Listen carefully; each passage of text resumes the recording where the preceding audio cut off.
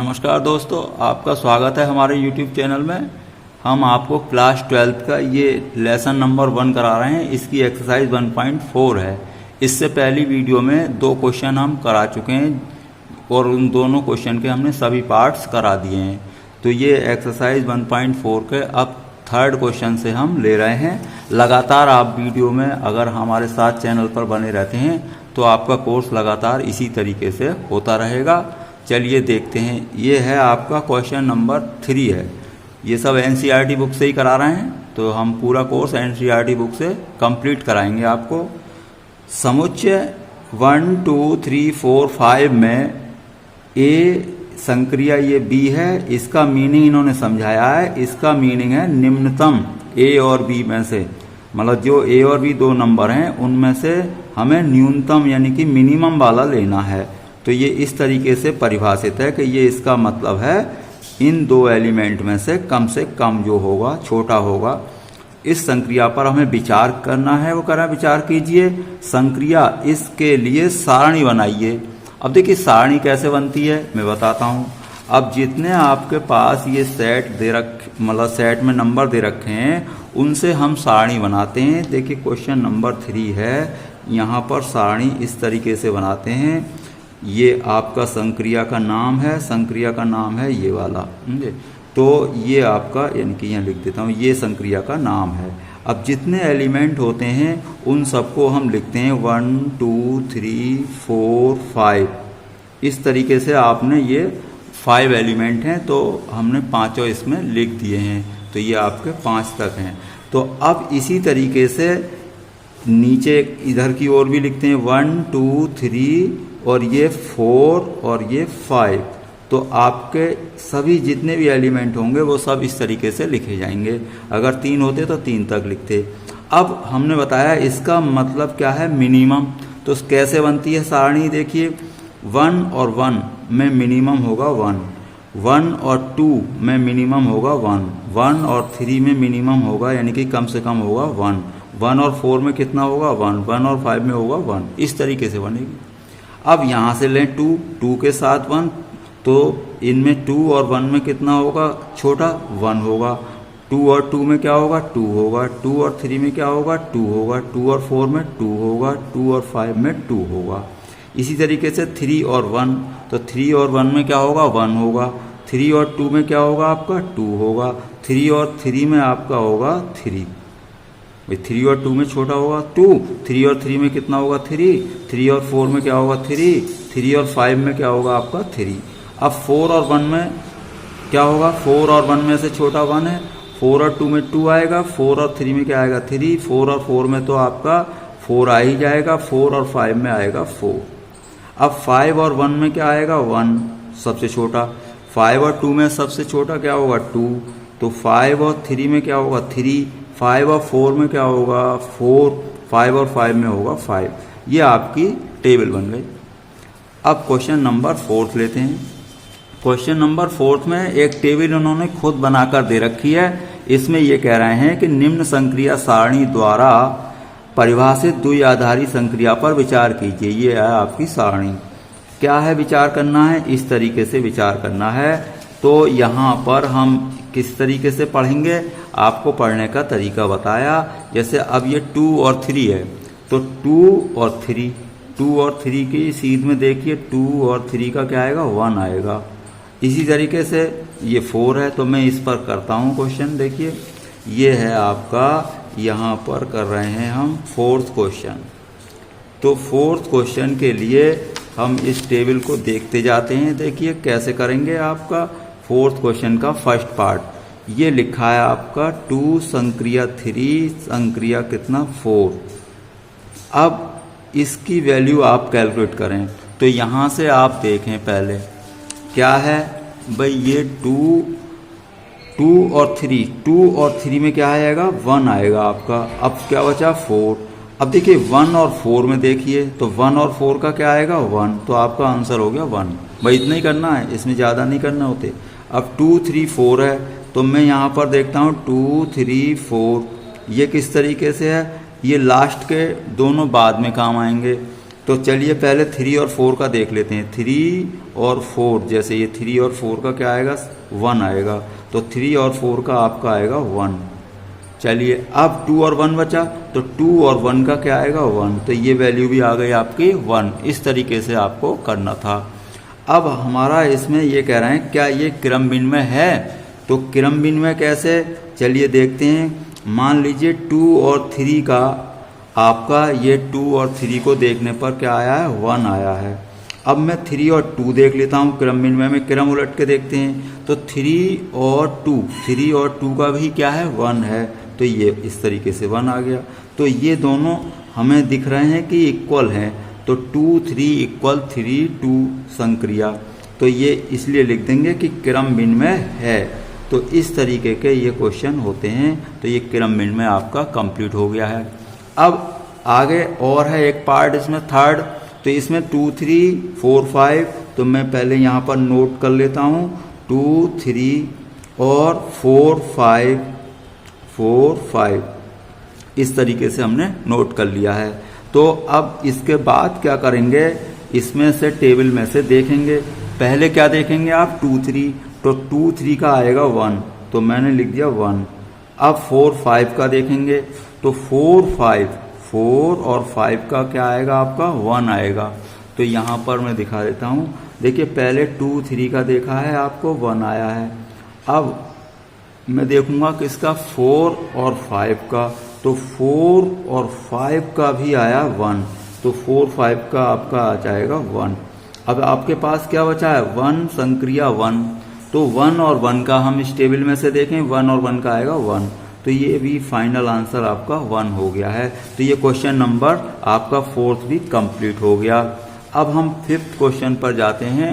5th question में क्या है, मान लीजिए कि समुच्चय में एक द्विआधारी संक्रिया A स्टार B, A तथा B का HCF है, मतलब इसमें क्या लिखा है, HCF। तो मैं यहाँ पर संक्रिया लिख लेता हूँ कि ये आपका 5th क्वेश्चन में A स्टार B यानी A संक्रिया B का मतलब है A तथा B का HCF।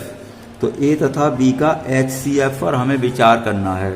तो चलिए क्या पूछना चाहते हैं, ये कह रहे हैं कि A और B का HCF है इसमें से, तो क्या ये संक्रिया उपयुक्त प्रश्न 4 में परिभाषित संक्रिया के समान है, भाई ये पूछा है। तो इसका मतलब ये है कि हमें ये क्वेश्चन नंबर 4 पर विचार करना है। तो क्वेश्चन नंबर 4 की टेबल देख लें आप, क्या भाई 1 और 2 का HCF, 1 और 1 का HCF क्या होगा, 1 होगा। 1 और 1 का HCF 1 और 2 का 1 और 3 का HCF क्या होगा, 1 और 4 का भी 1 होगा, 1 और 5 का भी 1 होगा। तो ये संक्रिया आपकी 4th जैसी ही है, जैसे इन्हें कैलकुलेट करके दिखा दें आप। 1 और 1 का 1 होगा, 1 और 2 का HCF क्या होगा, 1 होगा, 1 और 3 का HCF 1 होगा। आप जानते हैं HCF, भाई HCF ऐसा नंबर होता है उस नंबर से ये दोनों नंबर कैंसिल हो जाएं, तो 1 और 3 का HCF 1 होगा, क्योंकि 1 से ये भी कैंसिल होगा, ये भी कैंसिल होगा। अब इसी तरीके से आप सबके साथ देख सकते हैं, 1 और 4 का भी 1 होगा, 1 और 5 का भी 1 होगा। इसी तरीके से आप सभी चाहे निकाल दें। इसी तरीके से आप क्या 2 से स्टार्ट करेंगे कि 2 और 1 का HCF क्या होगा, 1 होगा, 2 और 2 का HCF 2 होगा, और 2 और 3 का HCF क्या होगा, 1 होगा, और 2 और 4 का HCF क्या होगा, 2 होगा। इस तरीके से आपका ये चलेगा। जहाँ पर टेबल में देख लीजिए, जैसे कि मैंने अभी 2 और 4 का HCF कैलकुलेट किया, 2 और 4, अब यहाँ पर क्या है, 2 और 4 के सीध में क्या है, 2 है, तो 2 और 4 का HCF कितना आ जाएगा, 2 आ जाएगा। 2 और 5 का करने लगे हम तो 1 आएगा, यानी कि ये टेबल पूरी तैयार हो जाएगी। तो आप इस टेबल को इस 5th क्वेश्चन में बना दें तो इसमें पूरा क्लियर हो रहा है। 1-2 ऐसे कैलकुलेट करके दिखा दें तो ये इस तरीके की टेबल आपकी तैयार हो जाएगी। जैसे 4 और 1 का HCF 1 होगा, 4 और 2 का 2 होगा, 4 और 3 का क्या होगा, 1 होगा, क्योंकि 4 और 3 में कोई ऐसा नंबर नहीं है जो दोनों को डिवाइड करे तो 1 होता है।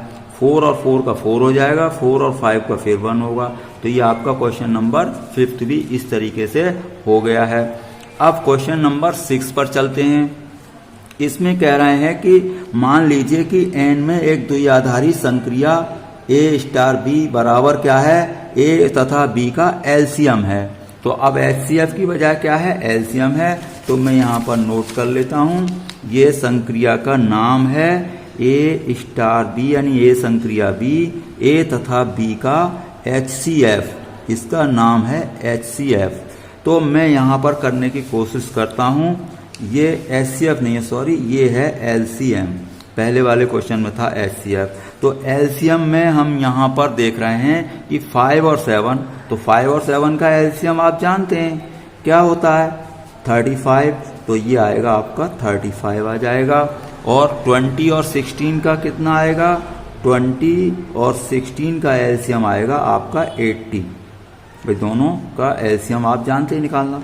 अब सेकंड क्वेश्चन क्या है, क्या संक्रिया क्रमविन्मय है, साहचर्य है। तो क्या संक्रिया क्रमविन्मय कैसे चेक करते हैं, चलिए यही एग्जाम्पल ले लेता हूँ। 5 और 7 का क्या आएगा 35, और 7 और 5 का यानी कि क्रम बदलिए तो उसका भी 35 आएगा।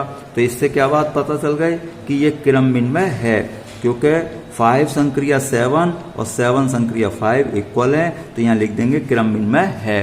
इसी तरीके से हम साहचर्य देखेंगे।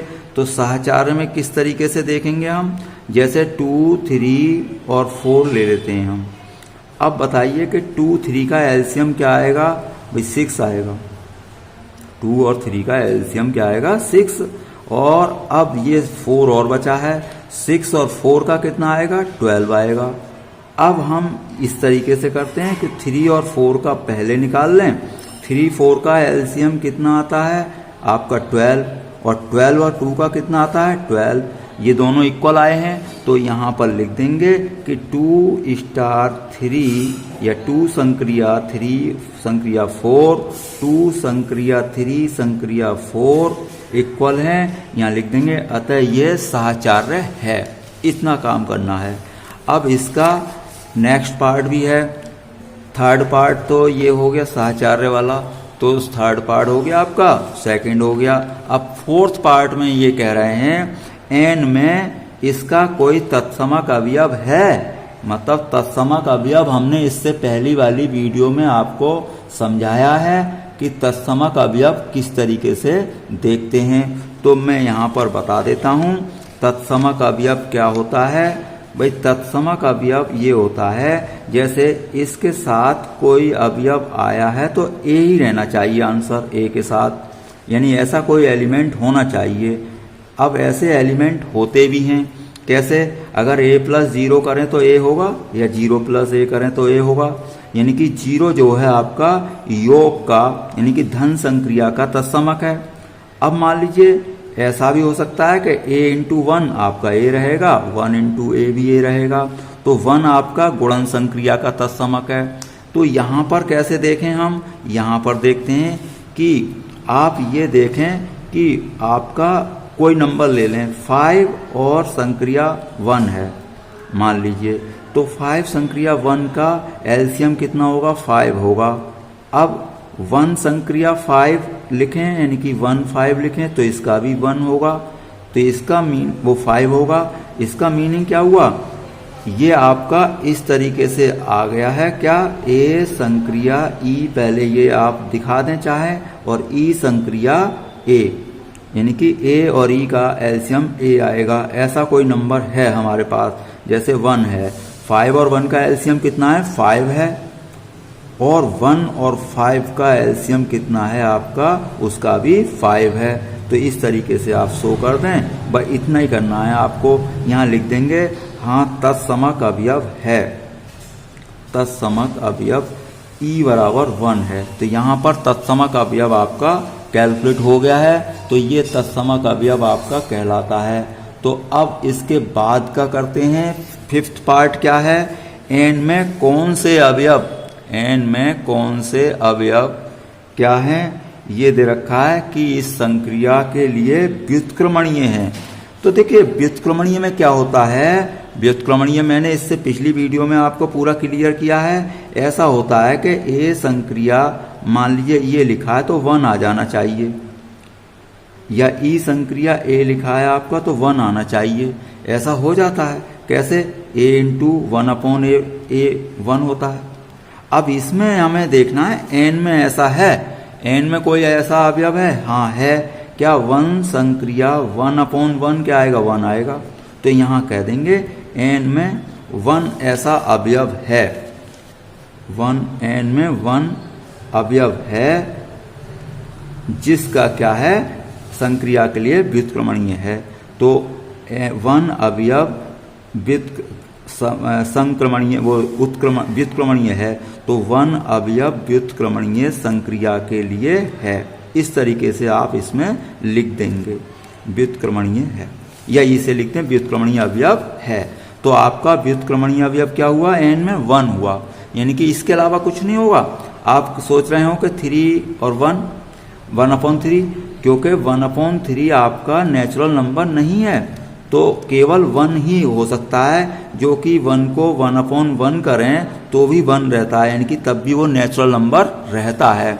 तो ये आपका क्वेश्चन नंबर 6 था। चलिए हम 7th क्वेश्चन करते हैं। तो 7th क्वेश्चन में आपका है, पढ़ लें आप, क्या समुच्चय में ए संक्रिया बी, ए तथा बी का एलसीएम द्वारा परिभाषित है, द्विआधारी संक्रिया है? मतलब ये इस समुच्चय पर इस तरीके से परिभाषित हुई है कि 2 नंबर का एलसीएम होना चाहिए इस सेट में। तो वो कैसे होगा? और वो कह रहा है अपने उत्तर का औचित्य बतलाइए। चलिए हम करते हैं। इससे पहले देखिए क्वेश्चन नंबर 7 है आपका, मेरे पास इसमें ऐसे लिखा है कि ए संक्रिया बी, ए तथा बी का एचसीएफ, ए तथा बी का क्या है? एचसीएफ, एलसीएम है। ए तथा बी का क्या है? एलसीएम है। तो अब यहाँ पर सेट दे रखा है 1 2 3 4 5, तो इसी सेट में नंबर आना चाहिए। जैसे 1 एलसीएम 2 है, तो 1 और 2 का एलसीएम कितना होगा? 2 होगा। अब वो तो इसमें मिल चुका है हमें, लेकिन अगर एक तरफ ये देखें 3 और 2 का एलसीएम कितना होगा? 6। अब ये 6 तो इस सेट में नहीं है, तो ये इस सेट में आपका 6 नहीं मिला है हमें यहाँ पर। तो यहाँ पर ये संक्रिया क्या कह सकते हैं? क्या पूछा है उसने? देख लें। क्या अपने उत्तर का औचित्य बताइए, इस समुच्चय पर ये परिभाषित है? नहीं है। तो ये संक्रिया परिभाषित नहीं है, तो संक्रिया परिभाषित नहीं है। इस तरीके से हमने औचित्य बता दिया इसका, क्यों नहीं है। तो ये संक्रिया परिभाषित नहीं है। और कोई एग्जाम्पल आप देना चाहते हैं, कितने भी एग्जाम्पल दे दें। जैसे 3 और 4 का एलसीएम बताइए, आपका 12 आएगा। तो ये 12 भी इस सेट में नहीं है। कहाँ है? ये है। तो इस तरीके से ये आपका क्वेश्चन नंबर 7 हो चुका है। अब आते हैं हम इस क्वेश्चन नंबर 8 पर आते हैं। क्वेश्चन नंबर 8 क्या है? वो कह रहे हैं मान लीजिए एन में ए संक्रिया बी, ए तथा बी का एचसीएफ है। ये इस तरीके से परिभाषित है। क्या संक्रिया क्रमविन्मय साहचर्य है? क्या एन में इसका कोई तत्समक अवयव है? तो अब हम पहले क्रमविन्मय पर विचार कर लेते हैं। तो देखिए क्रमविन्मय किस तरीके से देखें, एन है, सभी नंबर क्या है? एन। तो नेचुरल नंबर है, ए तथा बी का एचसीएफ है आपका। तो ए तथा बी का एचसीएफ पर आपको विचार करना है। अब हम नेचुरल नंबर ही बनाए रखना चाहेंगे। अब देखिए 3 और 4, 3 4 का एचसीएफ क्या आएगा? 1। अब ये नेचुरल नंबर है, बिल्कुल करेक्ट है। अब मान लीजिए मैं लिखता हूँ 4 और, मान लीजिए 4 और 5 का एचसीएफ, या 4 और 12 का लिख लें। 4 और 12 का एचसीएफ क्या आएगा? 4 आएगा। ये भी नेचुरल नंबर है। तो इसमें क्या पूछा था? क्रमविन्मय और साहचर्य। तो चलिए क्रमविन्मय वाली बात करते हैं। देखिए 2 और मान लीजिए 3 और 4 का एचसीएफ आपने लिया, तो 4 और 3 का कर दें आप। 4 और 3 का एचसीएफ कितना आएगा? 1 आएगा। ये भी है नेचुरल नंबर। तो इससे ये क्रमविन्मय आपकी संक्रिया हो चुकी है। तो 4 संक्रिया 3, तो आपका ये क्या है? अतः संक्रिया क्रमविन्मय है। अब हम देखेंगे साहचर्य। तो 2 स्टार 3 स्टार 4 ले लें तो ये इसका 2 और 3 का HCF क्या आएगा 1। अब 4 बचा है अभी, तो 1 और 4 का HCF क्या आएगा 1। अब इस तरीके से ले लें, लास्ट वाले 2 नंबर पर विचार करें। अब ये बताइए आप 3 और 4 का HCF क्या आएगा 1, तो 2 और 1 का HCF क्या आएगा 1। तो देखिए ये भी इक्वल हो चुकी है, यानी कि ये भी सहचार्य है। तो ये आपका इक्वल हो गया है कि ये आपकी संक्रिया सहचार्य है, यहाँ लिख देंगे, अतः संक्रिया सहचार्य है। तो इस तरीके से आपको ये क्वेश्चन करने हैं। मैं पूरी एक्सरसाइज कराऊंगा, एक वीडियो इसकी और बनेगी क्योंकि इसमें मेरे ख्याल से 12 क्वेश्चन हैं, तो ये आपकी एक वीडियो में और आ जाएंगे। तो आप हमारे साथ लगातार बने रहें, जिससे कि आपका कोर्स कंप्लीट हो जाएगा और आपके पास नियम से वीडियो टाइम से पहुंच जाए या सबसे पहले आपके पास पहुंचे, उसके लिए कृपया हमारे चैनल को सब्सक्राइब कर लें। वीडियो देखने के लिए आपका बहुत बहुत धन्यवाद।